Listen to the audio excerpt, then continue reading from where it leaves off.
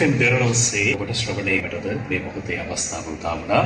ඉතින් අපි මේ අනතුරුව සවස් 5:30ට කාව්‍ය විශාරද දීගල විශේෂයෙන් මෙහෙවන පහන් පූජාව ආශිර්වාද පහන් පූජාව සමගින් ඔබ නැවත මුණ ගැහිීමේ බලාපොරොත්තු ඇතුව දැනට සමගන්නවා දෙරණාවි වන්දනා සජීව පොඩි විශේෂ සමගින් සම්බන්ධව සිටින කියන ඒ අරමුණත් එක්ක